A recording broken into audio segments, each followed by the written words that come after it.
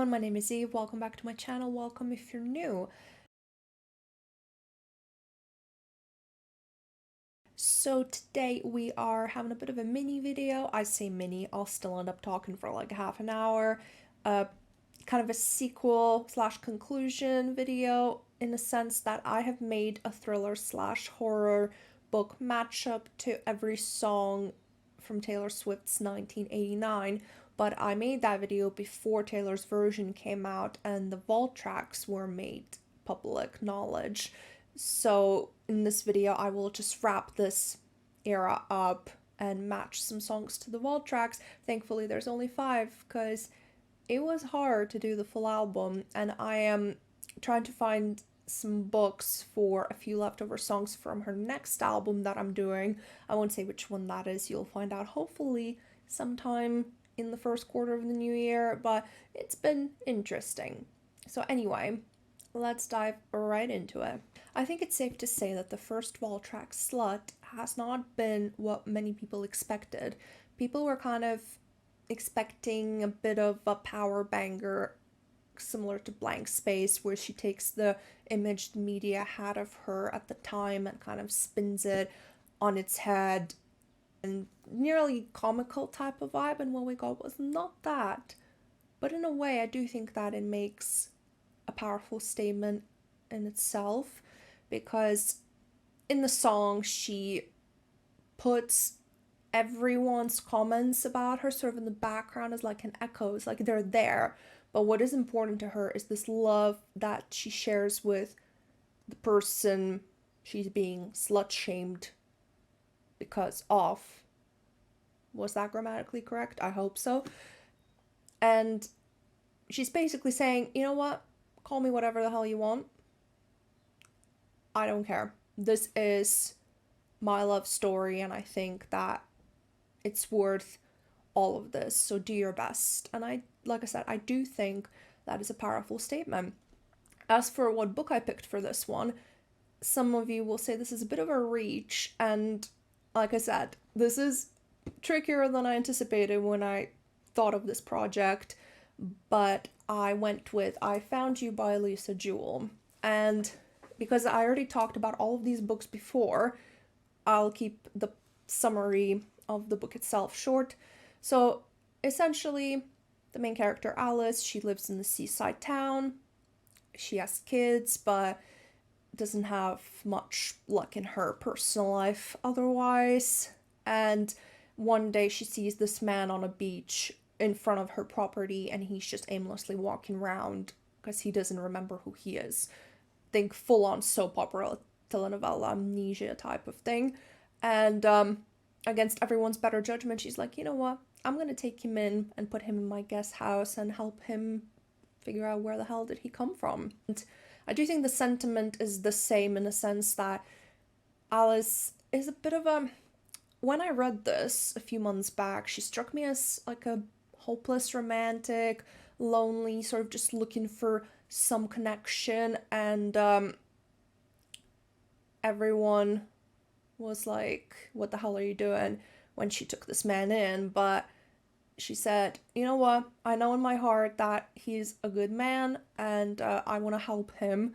And obviously there were some feelings there that emerged, but obviously small town, everyone started gossiping pretty quickly, but she was like, no, it's more important for me to help this man. And of course, like I said, feelings did get caught between the two, but I feel like that was kind of a cause and effect sort of situation.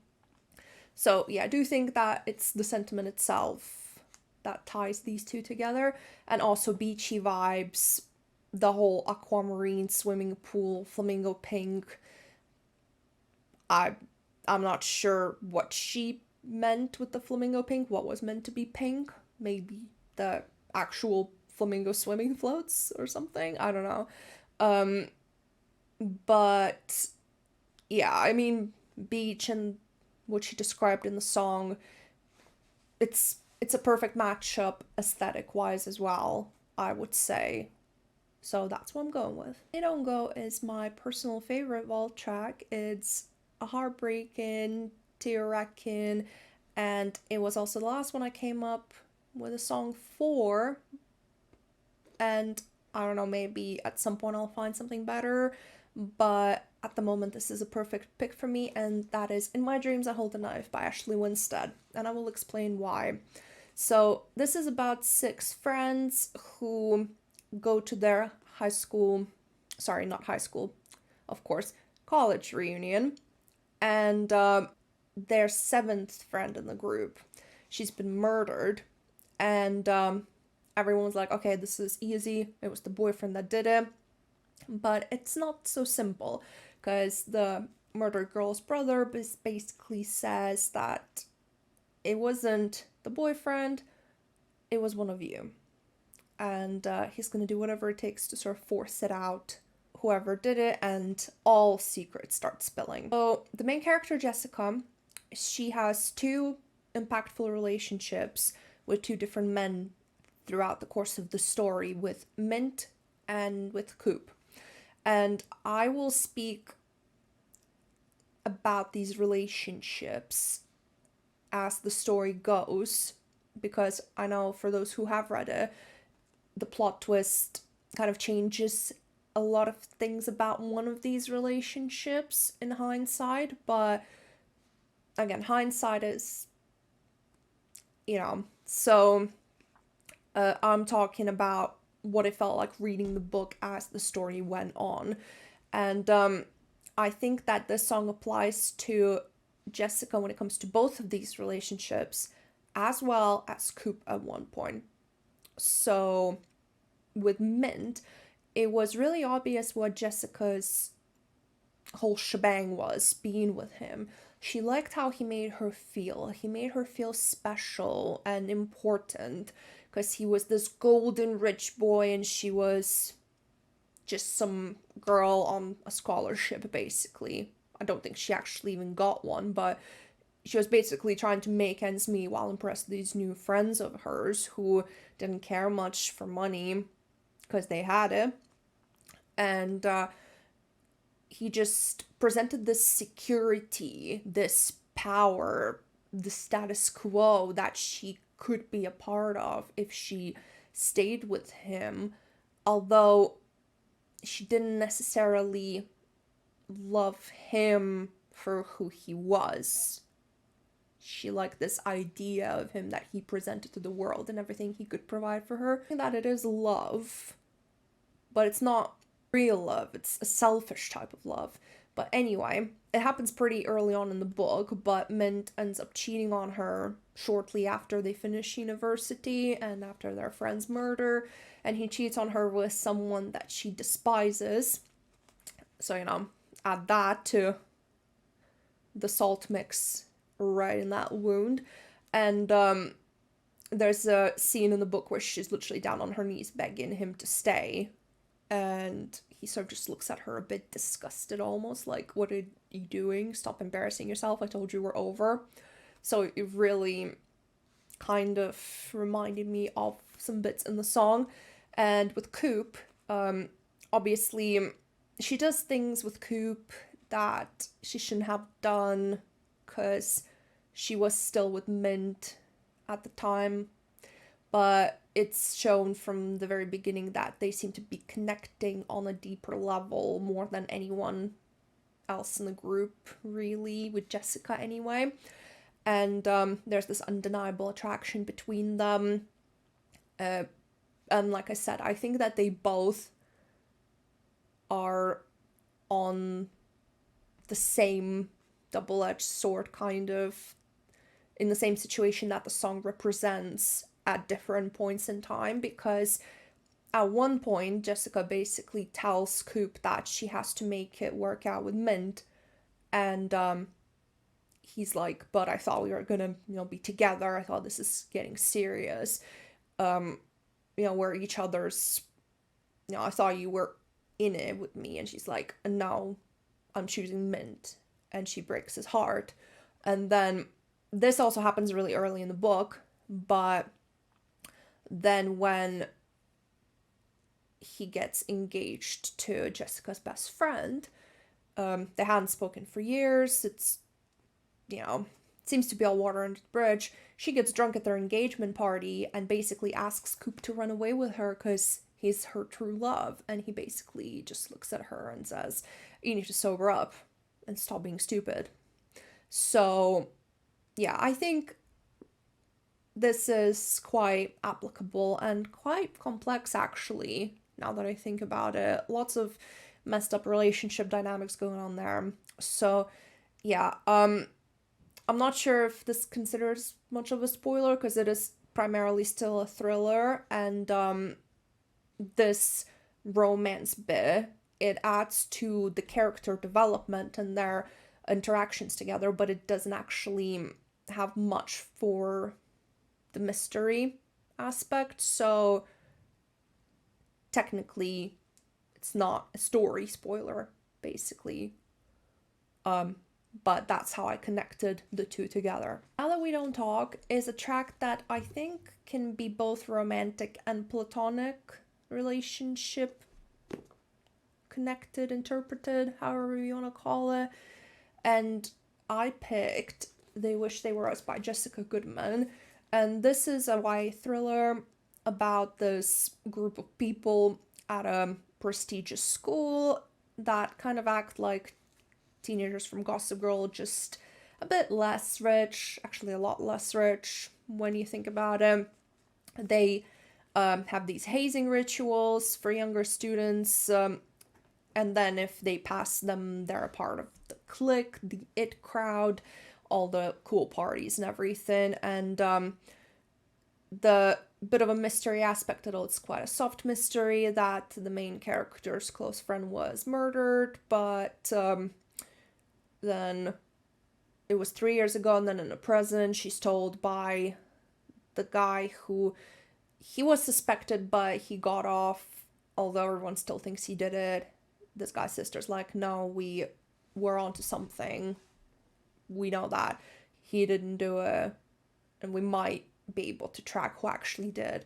So like I said, the mystery was actually, I already talked about in my review, it was a bit thin, but why I'm matching this is because throughout the book, the main character, she sees this kind of power imbalance transfer when it comes to this clique that she's part of, that special that's hazing other students, because her friends are presidents of that alongside her, and they kept promising before they became presidents that I'm not gonna be like that, you know, we're not gonna be how the others were in the past, we're not gonna treat these freshmen how we were treated, because some of the hazing got a bit out of hand and we don't want to be like that.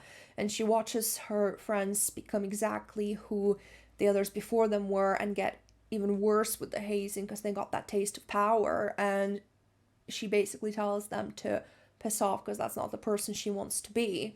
And it sucks because she feels like she lost her friend group, but she also feels a lot more free and a lot more authentic to herself, just knowing who she is and not being mean to others for no other reason than having that bit of a power rush.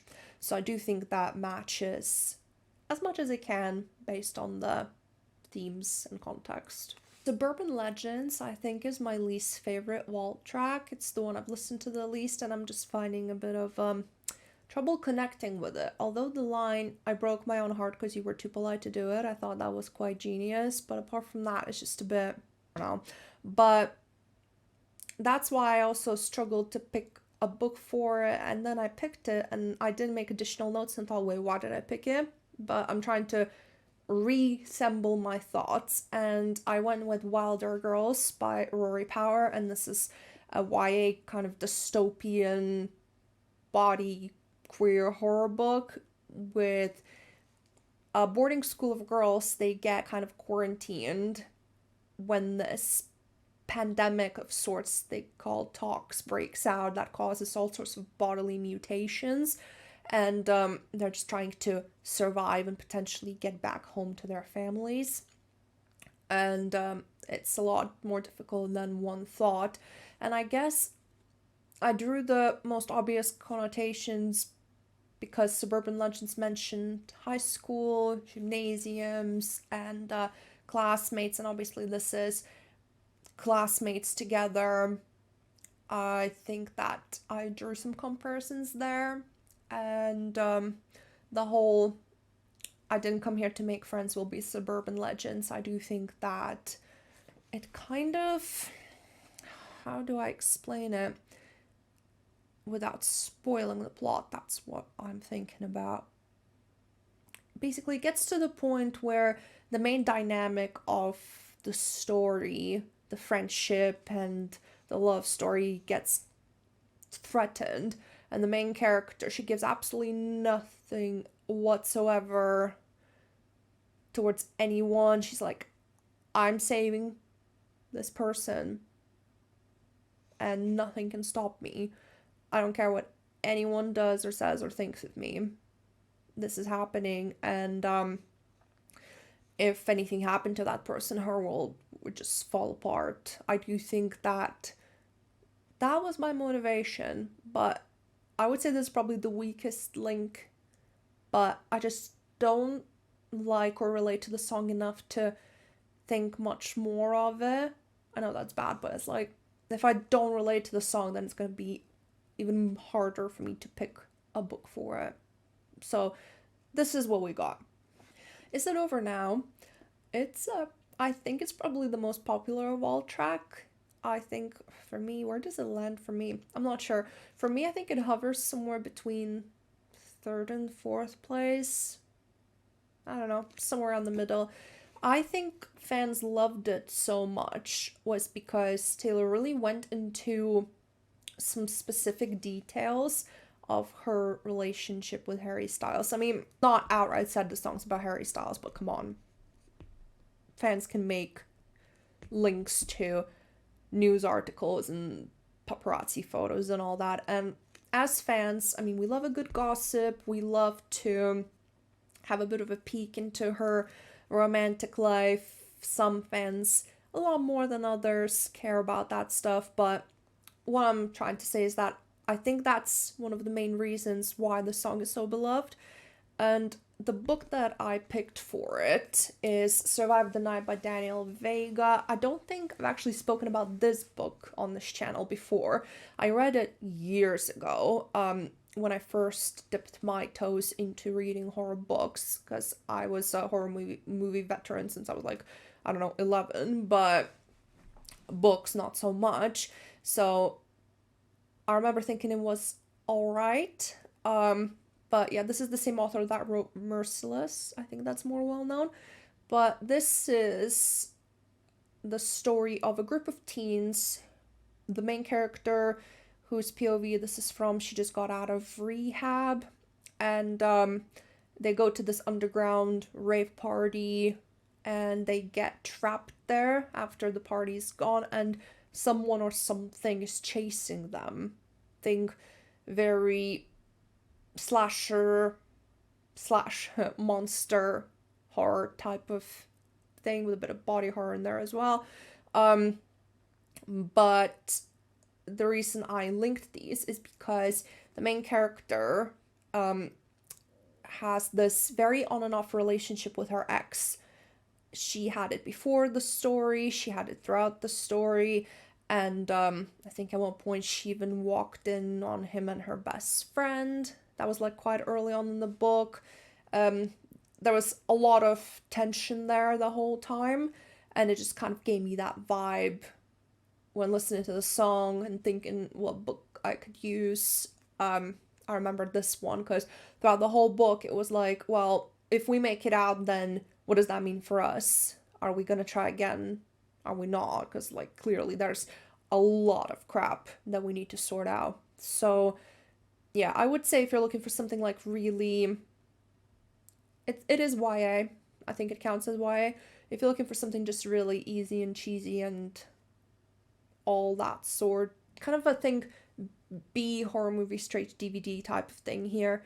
If that's your thing and a bit of teenage melodrama, then do pick this one up. But yeah, that was the one that came to my mind and I just went with it. And there we have it. Now I can say that 1989 is fully done and dusted, and then I can move on to the next era, which, like I said, I hope to find the last couple books for pretty soon and be able to film and post it. So keep an eye out for that. If you like this video, please make sure to give a comment, give a thumbs up, subscribe. I'm always looking for some discussions if you have any other ideas what books could suit these songs. And I hope to see you next time. Bye.